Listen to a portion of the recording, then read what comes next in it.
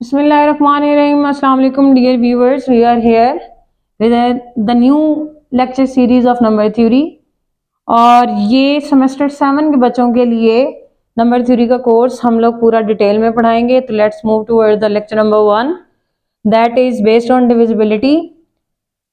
Divisibility और division में जो मेजर फर्क है थोड़ा सा आप लेक्चर में आगे चलेंगे तो आपको बिल्कुल क्लियर हो जाएगा। पहले डिविजिबिलिटी को देख लेंगे, वो क्या होता है। A B belongs to set of integers, मतलब आपने कोई सेट ऑफ इंटीजर्स में से दो नंबर्स लिए हैं और हम कहेंगे A divides B, A divide करता है बी को। इफ देयर एग्जिस्ट, अगर आपके पास आ जाता है एक और इंटीजर सी सच दैट कि आप उस ए बी में क्या रिलेशन लिख सकें, आप लिख सकें बी इज इक्वल्स टू ए सी, मतलब बी आपका बन जाए अगर आप इस ए को उस नए आने वाले नंबर से मल्टीप्लाई कर दें। अब इसमें हम क्या कैसे पढ़ेंगे, हम ये पढ़ते हैं कि ए डिवाइड करता है बी को तो ए डिवाइजर है किसका, बी का, ठीक है। या हम कह सकते हैं ए जो है वो फैक्टर है किसका, बी का। फर्दर मोर अगर हम b के बारे में पढ़ें तो हम ये कह सकते हैं कि b जो है वो मल्टीपल है किसका, a का। और इसको सिंबॉलिकली आप कैसे लिखते हैं, सिंबॉलिकली आप इसको लिखते हैं a divides b। For example मैं आपको कहती हूं कि 2 डिवाइड करता है किसको, 6 को। ये बात सही है या नहीं, ये बात सही होगी। क्यों, क्योंकि 6 को मैंने 2 के साथ मल्टीप्लाई करने के लिए एक और इंटीजर तलाश करना है। अगर तो मैंने इंटीजर तलाश कर लिया वो कि 2 से मल्टीप्लाई होकर 6 बन जाए तो 2 डिवाइड कर जाएगा किसको, 6 को। तो मुझे पता है कि एक इंटीजर 3 होता है, ये सेट ऑफ इंटीजर z में से आता है। तो 2 को अगर 3 से मल्टीप्लाई किया तो 6 बन गया, इसका मतलब है 2 डिवाइड करता है किसको, 6 को। इन केस अगर मैं कह दूं 2 डिवाइड्स 5 तो ये बात गलत है। क्यों, क्योंकि 5 मेरे पास इंटीजर है, 2 मेरे पास इंटीजर है। मैं सेट ऑफ इंटीजर्स में यहां पर कौन सा नंबर लिखूं कि ये इक्वलिटी होल्ड कर जाए। 0 लगाऊं तो भी नहीं है, माइनस में वैल्यूज लगाऊं तो भी नहीं है, 1 लगाऊं, 2 लगाऊं, 3 लगाऊं, तो मैं यहां पर कोई भी नंबर तलाश नहीं कर पा रही कि मैं 2 को उसके साथ मल्टीप्लाई करूं तो जवाबन मुझे क्या मिल जाए, 5 मिल जाए। लिहाजा मैं ये नहीं कह सकती कि 2 डिवाइड करता है 5 को, तो मैं कहूंगी कि 2 does not divide 5। This was basically the definition of divisibility. और आज के लेक्चर में हम लोगों ने इसकी कुछ प्रॉपर्टीज करनी है। ये पूरा का पूरा कोर्स पढ़ाएंगे हम आपको, प्लेलिस्ट नंबर थ्योरी के नाम से है। और कमेंट सेक्शन में हमें अपनी राय देते रहना है ताकि हम मोटिवेटेड रहें और आपके लेक्चर्स टाइमली आपको मिलते रहें। फर्स्ट प्रॉपर्टी, इसके आपने मैथमेटिकल मीनिंग्स को भी समझना है कि फर्स्ट प्रॉपर्टी आपको क्या कहती है। कहती है a divide 0 for all a belongs to z। कहता है इस प्रॉपर्टी में आपको वो सिखा रहा है, ये स्टेटमेंटल क्वेश्चन भी आ सकता है, शॉर्ट क्वेश्चन। क्या कहता है, a divide 0 for all a belongs to z, मतलब इंटीजर्स में से जो मर्जी आप इंटीजर ले लें वो लाजमन 0 को डिवाइड करेगा। मतलब तमाम के तमाम इंटीजर्स 0 को क्या करते हैं, डिवाइड करते हैं। इसको हम कैसे डेफिनेशन लगा के पूरा कर सकते हैं, हम लिख सकते हैं 0, इसको मेमोराइज करने का तरीका बता रही हूँ। ये जो साइड नीचे लिखा होता है उसको साइड पर लिख देते हैं और इसको ऊपर वाले को किसी नंबर से मल्टीप्लाई कर देते होते हैं। तो नीचे वाला ये साइड पर आ गया 0 a, और इधर देखें मेरे पास कोई इंटीजर आ सकता है आपके ख्याल में कि मैं उसको a से मल्टीप्लाई करूं तो ये आ जाए। जी मेरे पास है, क्योंकि 0 आपके पास सेट ऑफ इंटीजर्स में होता है तो मैं यहां पर 0 लिख सकती हूं। तो ये रिजल्ट क्या आ गया, because there exist 0 belong to set of integers, की ये बात पूरी हो जाए। तो मतलब तमाम के तमाम इंटीजर्स 0 को लाजमन डिवाइड करते हैं। अगर हम सेकंड प्रॉपर्टी की तरफ चले जाएं, अच्छा, इन प्रॉपर्टीज ये देखने में छोटी छोटी हैं, लेकिन इनके बैक एंड साइड जो कॉन्सेप्ट है वो बहुत इंपॉर्टेंट है, जो आगे फर्दर लेक्चर्स में हम इस्तेमाल करेंगे। प्रॉपर्टी है A divides A for all A belongs to Z। अब ये प्रॉपर्टी आपको क्या कह रही है? ये प्रॉपर्टी आपको ये कह रही है कि आप जो मर्जी इंटीजर ले लें वो लाजमन खुद को डिवाइड करेगा। मतलब हर इंटीजर अपने आप को लाजमन डिवाइड करता है। क्यों करता है? क्योंकि हमारे पास एक इंटीजर ऐसा मौजूद है कि हम ये डेफिनेशन पूरी कर सकते हैं। मतलब ये वाली चीज हमारे पास एग्जिस्ट करती होती है। तो ये जो लास्ट में लिखा हुआ है डिवाइड में, इसको ए, ये इधर आ गया, और इधर आप गेस करें कि क्या मैं वैल्यू लिखूं इंटीजर से कि इक्वेशन सेम आ जाए। इस जगह पर अगर मैं 1 लगा दूं, क्योंकि आपके पास there exist 1 belongs to set of integer. Set of integers होते हैं 0 प्लस माइनस 1 प्लस माइनस 2, तो उसमें 1 मौजूद है। तो ए को मल्टीप्लाई करें तो ए इज इक्वल टू ए आ चुका है। इसका मतलब है हर नंबर खुद को लाजमन डिवाइड करता है। उसके बाद अगर हम थर्ड प्रॉपर्टी पे चले जाएं तो थर्ड प्रॉपर्टी आपको क्या कहती है?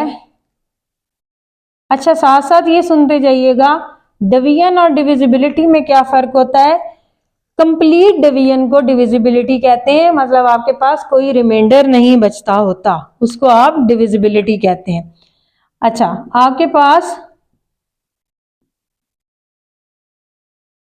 नेक्स्ट प्रॉपर्टी है कि अगर ए डिवाइड करता है बी को, देन ए लाजमन डिवाइड करेगा उसके मल्टीपल्स को भी। इसको क्वेश्चन को पहले समझने की कोशिश करें। मैं ए की जगह अगर 2 ले रही हूं, तो 2 अगर डिवाइड करता है 4 को, तो आप क्या कर सकते हैं? 4 को जिस भी नंबर से मल्टीप्लाई करेंगे उसको भी ये 2 डिवाइड करेगा। 4 को 1 से मल्टीप्लाई करें 4 आ जाएगा, 4 को 2 से मल्टीप्लाई करेंगे तो 8 आएगा, तो 2 8 को डिवाइड करता है।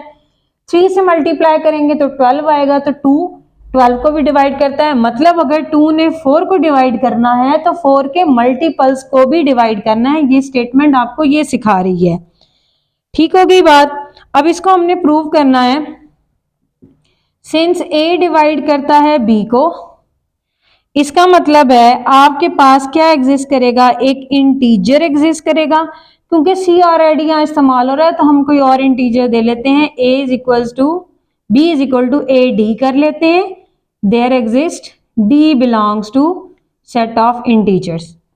अब आपको नजर आ रहा है कि आपने b को क्या बनाना है? b c बनाना है, तो आपके पास c की कमी है, तो आप दोनों साइड्स को c से क्या कर दें? मल्टीप्लाई कर दें। अब आपके पास c भी कोई इंटीजर था, d भी इंटीजर है, दो इंटीजर्स का प्रोडक्ट हमेशा इंटीजर होता है, तो आप इसकी जगह एक और इंटीजर क्या लिख सकते हैं? e लिख दें। This further implies that B C is equals to A E, और यहाँ पर लिख लें कि डी सी बराबर है e के, और e कहाँ से है? सेट ऑफ इंटीजर से। अगर मैं इसका रिवर्सल प्रोसेस लिखूं, मतलब यहां से अगर मैं ये लिख सकती हूँ तो इधर से मैं ये भी तो लिख सकती हूँ। तो अगर मैंने इस तरीके से इसको लिखना है तो ये जो लेफ्ट साइड पे चीज होती है वो डिविजिबिलिटी के साइन के बॉटम पर होती है, और राइट साइड पर जो चीज होती है वो डिविजिबिलिटी के टॉप पर होती है। तो ए डिवाइड कर गया किसको? बी सी को। मतलब अगर किसी नंबर ने किसी दूसरे नंबर को डिवाइड किया है तो वो उसके मल्टीपल्स को भी क्या किया करेगा? डिवाइड किया करेगा। नेक्स्ट प्रॉपर्टी की तरफ अगर हम जाएं तो नेक्स्ट प्रॉपर्टी आपको क्या कह रही है?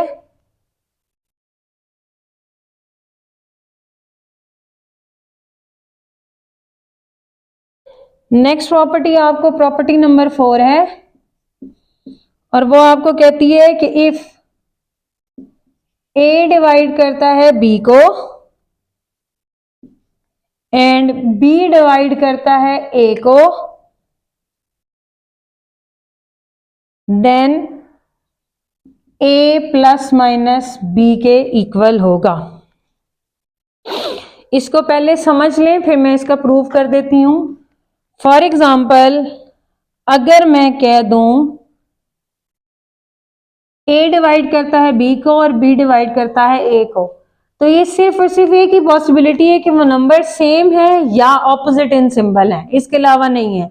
फॉर एग्जाम्पल अगर मैं 2 डिवाइड करता है 4 को, तो 4 तो 2 को डिवाइड ही नहीं करता। जब तक मैं यहाँ पर 2 2 ना लूँ या 4 4 ना लूँ या 4 -4 -4 ना लूँ, तो तब तक मेरे पास ये इक्वलिटी होल्ड नहीं करेगी।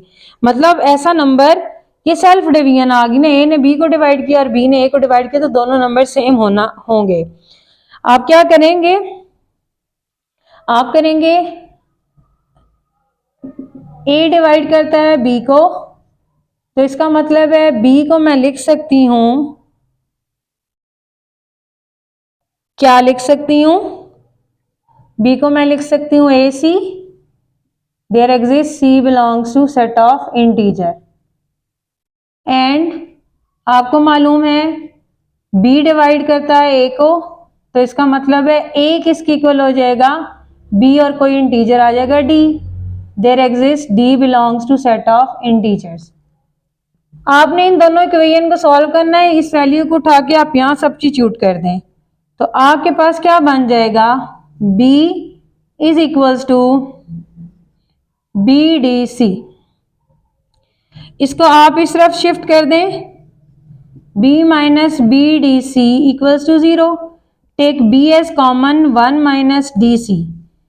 अब यहां पर देखें a अगर b को डिवाइड कर रहा है, ठीक है, तो यहां पर पॉसिबिलिटी है कि b 0 हो सकता है, लेकिन b अगर a को डिवाइड कर रहा है तो फिर क्या क्लियर हो गया कि b 0 नहीं है, b is not equals to 0, so फिर क्या 0 होगा, 1 minus D C equals to 0 होगा। यहां पर काबिले गौर एक बात है, वो आपने ये देखनी है कि अगर आप यहां पर क्या लेते हैं, d को 1 लेते हैं तो c को भी 1 लेना पड़ेगा, 1 मल्टीप्लाई बाय 1 1 आएगा। अगर आप d को -1 लेते हैं तो c को भी -1 लेना पड़ेगा, ताकि दोनों को मल्टीप्लाई करके आपके पास आंसर 1 आ जाए। तो आप क्या कर सकते हैं, यहां पर आपके पास दो वैल्यूज हो सकती हैं। इफ अगर मैं d को 1 लेती हूं तो देन आपके पास क्या आ जाएगा, देन d को मैंने 1 लिया तो यहां पर इस इक्वेशन में पुट करें तो आपके पास a is equal to b आ जाएगा। और अगर मैं d को -1 लेती हूं देन मेरे पास क्या आ जाएगा, a is equal to -b हो जाएगा। और अगर मैं इन दोनों को कंबाइन कर लूं, इन दोनों रिजल्ट्स को कंबाइन कर लूं, तो मेरे पास क्या हो जाएगा, a is equal to +-b। तो ये आपके पास प्रॉपर्टी नंबर क्या आ गई, 4।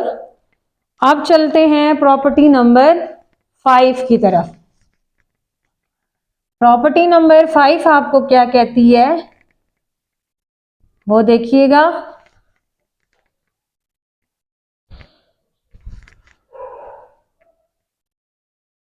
प्रॉपर्टी नंबर 5 में कहती है -1 डिवाइड करता है a को और 1 भी डिवाइड करता है a को for all a belongs to z।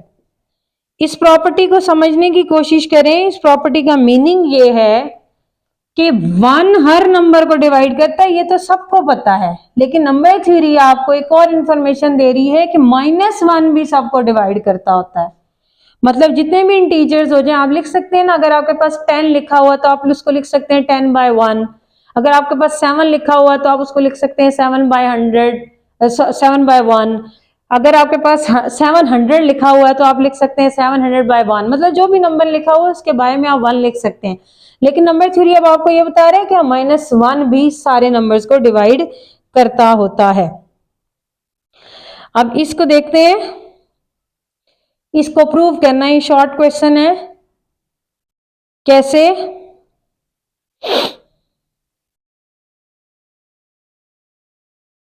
कि a इज इक्वल्स टू -1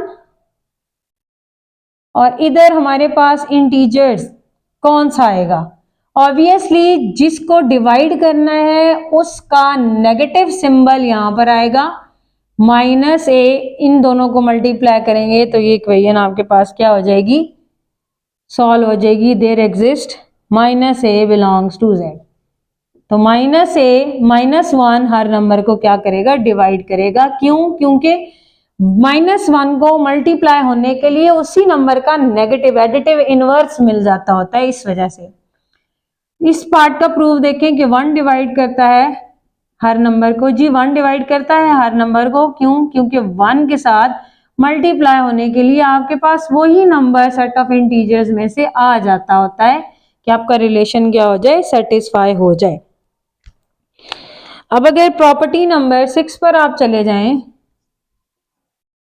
तो वो आपको कहता है कि if A divides B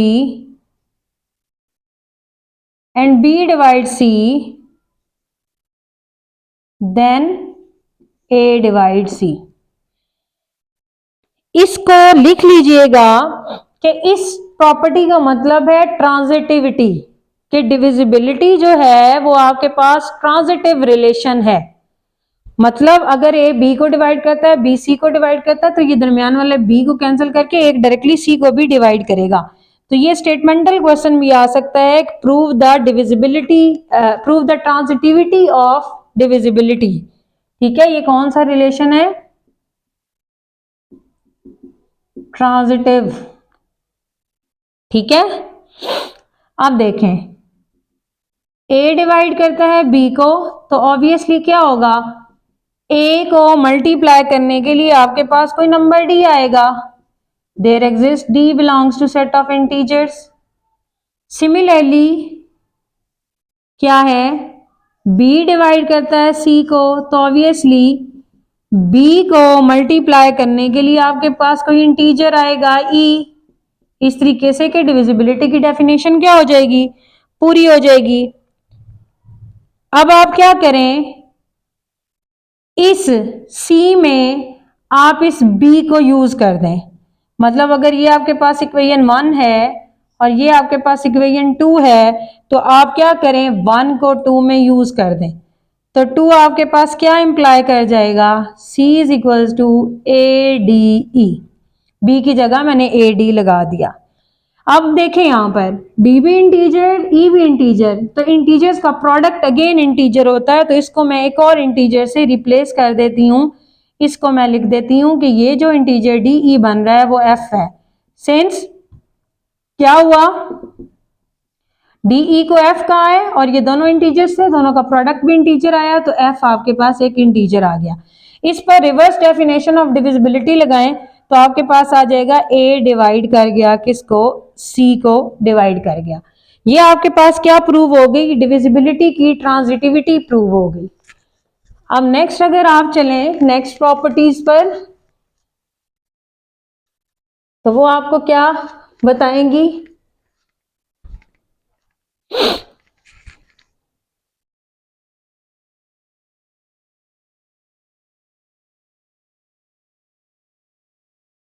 property number 7 पर अगर आप जाएं, वो आपको बताती है if A divides B and A divides C then A divides BX plus CY। ये वाली प्रॉपर्टी बहुत अहम है, ये आगे पूरी नंबर थ्योरी के लास्ट तक ये बार बार इस्तेमाल होगी। इसको कहते क्या है, कहता है कि अगर A डिवाइड करता है, सेम नंबर दो डिफरेंट नंबर्स को डिवाइड करते हैं, सेम नंबर है दो डिफरेंट नंबर्स को डिवाइड करेगा, तो वो उन दो डिफरेंट नंबर्स के लीनियर कॉम्बिनेशन को भी डिवाइड करेगा। ठीक है, इस प्रॉपर्टी का ये मतलब है। प्रूफ इसका बहुत सिंपल है, अगर A डिवाइड करता है B को, तो यहाँ डिविजिबिलिटी की आप प्रॉपर्टी लगाएं तो आप लिख सकते हैं B is equal to AD, there exist D belongs to set of integers. Further more आपके पास है कि अगर A डिवाइड करता है C को, तो इसका मतलब है C किसके इक्वल है, AE को, और यहाँ पर आपके पास E आ रहा है सेट ऑफ इंटीजर से।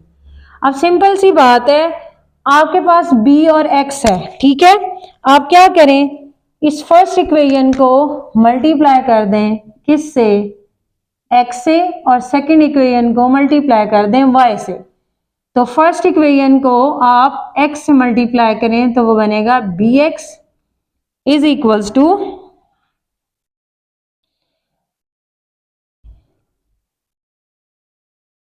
ए डी एक्स, और इस इक्वेशन को आप y से मल्टीप्लाई करें तो आपके पास आएगा सी वाई, और यहां पर आ जाएगा ए ई वाई। अब इन दोनों चीजों को आप ऐड कर लें, B X plus C Y, A D X, A V Y, A E Y, take A as common,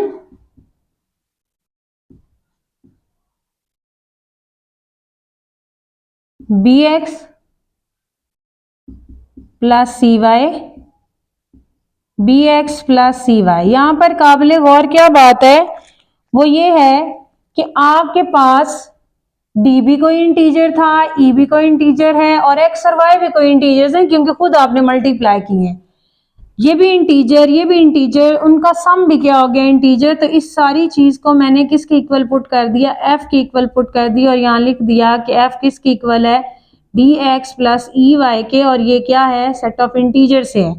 यहाँ पर बैकवर्ड डेफिनेशन लगाएं डिविजिबिलिटी की तो हमारे पास आ जाएगा ए डिवाइड कर गया B X plus C Y को। मतलब अगर सेम नंबर दो डिफरेंट नंबर्स को डिवाइड करता है तो वही नंबर उन दो डिफरेंट नंबर्स के लीनियर कॉम्बिनेशन को भी आपके पास हमेशा क्या किया करेगा, डिवाइड किया करेगा। इन प्रॉपर्टीज को आप अपनी इजी लैंग्वेज में इनके मीनिंग्स ऊपर लिख लेंगे तो नंबर थ्योरी का फर्दर आने वाला जितने भी टॉपिक्स होंगे वो इजीली आप ग्रैब कर सकेंगे। अगर आप इनको सिर्फ क्वेश्चन की हद तक पढ़ेंगे तो फिर ये यूजलेस है।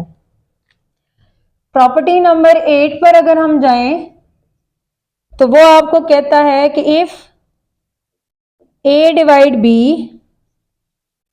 And A divide C then A divide sum of these number. पहले इस प्रॉपर्टी का मीनिंग समझ लें, फिर उसके बाद इसको प्रूव करते हैं। कहता है कोई नंबर एक दूसरे नंबर को डिवाइड कर रहा है, फॉर एग्जांपल 2 डिवाइड कर रहा है 4 को, फिर वही नंबर किसी और नंबर को डिवाइड कर रहा है, वही नंबर डिवाइड कर रहा है 6 को। तो अगर आप देखें कि 2 4 को डिवाइड कर रहा है, 2 6 को डिवाइड कर रहा है, तो इन दोनों का अगर हम सम लें तो वो बनता है 10। तो वो 2 इस 10 को भी डिवाइड करेगा। मतलब अगर एक सेम नंबर दो डिफरेंट नंबर्स को डिवाइड कर रहा होता है तो वो उनके सम को भी क्या कर रहा होता है, डिवाइड कर रहा होता है। इसका प्रूफ बहुत सिंपल है। अगर a डिवाइड करता है b को तो by the definition of divisibility आपके पास b is equal to A D आएगा। यहां पर d कोई ना कोई इंटीजर है। उसके बाद a अगर c को डिवाइड करता है तो आपके पास कोई इंटीजर e आएगा कि डिविजिबिलिटी की डेफिनेशन पूरी होगी। अब आप क्या करें, इन दोनों इक्वेशंस को, इक्वेशन नंबर 1 और इक्वेशन नंबर 2 को आप ऐड कर दें। b plus c is equals to ad plus ae. Now here you have to take the common, a को कॉमन ले लें, d plus e। यहां पर आपने गौर करना है कि आपके पास d भी इंटीजर, e भी इंटीजर्स, दो इंटीजर्स का सम अगेन आपके पास इंटीजर ही आता है। तो ये f हो गया, यहाँ पर रेफरेंस डाल दें कि f आपके पास d प्लस e है और ये सेट ऑफ इंटीजर से है। जब तक यहाँ इंटीजर नहीं आएगा आप डिविजिबिलिटी की डेफिनेशन फुलफिल नहीं कर सकते। आप रिवर्स डेफिनेशन डिविजिबिलिटी की लगाएं तो आपके पास आ जाएगा a divides b plus c। अब हम चलते हैं प्रॉपर्टी नंबर 9 की तरफ। प्रॉपर्टी नंबर 9 आपको क्या कहती है,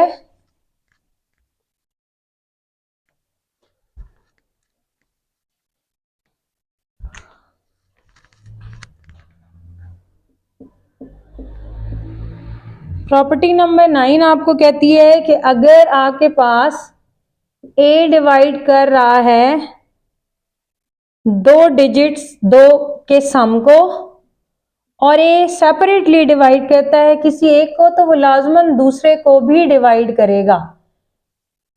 इसकी पहले मैथमेटिकल एग्जांपल देखें।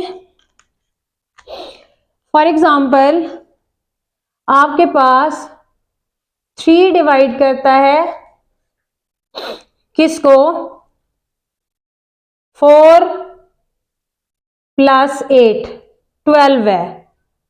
लेकिन ये बात सही है कि 3 डिवाइड कर रहा है 12 को, लेकिन 3 ना 4 को डिवाइड कर रहा है ना ही 8 को डिवाइड कर रहा है, तो ये प्रॉपर्टी इस पर नहीं लग सकती। अगर मैं यहां पर लिखूं कि 3 डिवाइड करता है 3 जमा 6 को, तो फिर यहां प्रॉपर्टी फुलफिल हो रही है।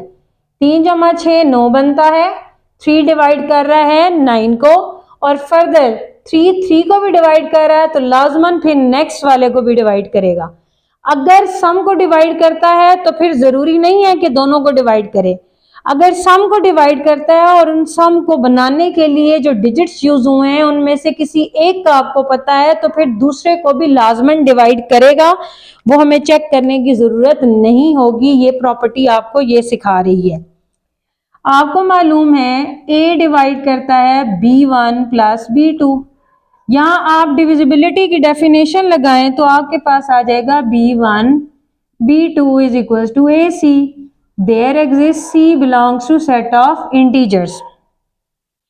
फर्दर आपके पास है a डिवाइड करता है b1 को, इसका मतलब है b1 is equal to a d। There exist d belongs to set of integers. अब b1 की वैल्यू जो आपके पास आई हुई है, this is equation number 1 while this is equation number 2।